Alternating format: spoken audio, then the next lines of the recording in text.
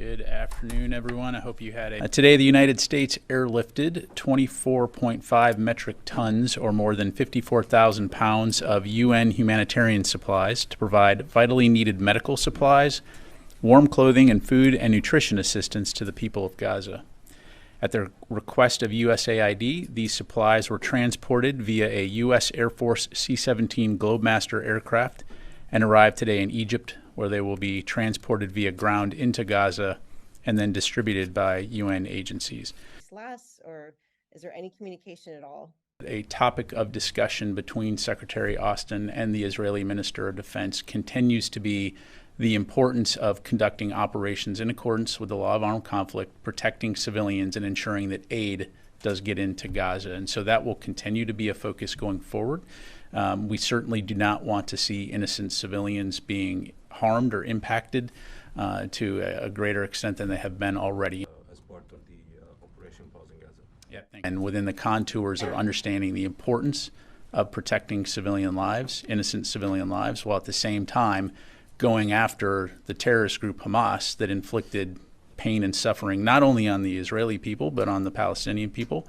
That will continue to be a priority for us. The information to know that if they can tell us something is wrong. Yeah. So as it pertains to the incident with the missiles, right now our current analysis is that we know that there was at least one missile fired.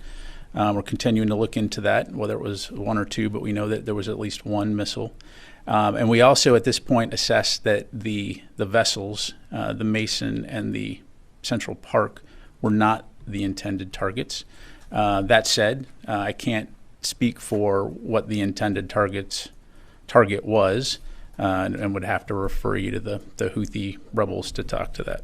But how can you say the target? What would be the target if they're again, that's a great. This missile landed approximately 10 nautical miles away from these vessels. But again, current assessment right now is that it was not specific. The ships were not specifically being targeted. And UN-supported shelters. Right now, initial indications are that these are Somalis. They are aboard the USS Mason, where they're being questioned. When we have more information to provide in terms of next steps on that front, in terms of their disposition, we'll certainly let you know.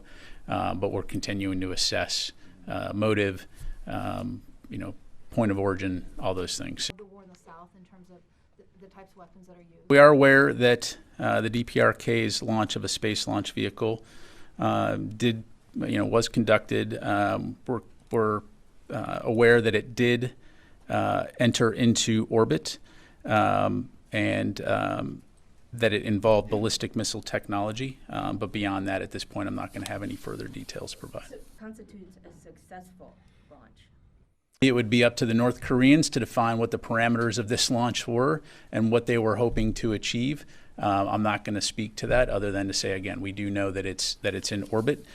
We will continue to stay in close consultation with our Republic of Korea and Japanese allies, as well as other regional partners and allies, and monitor that closely.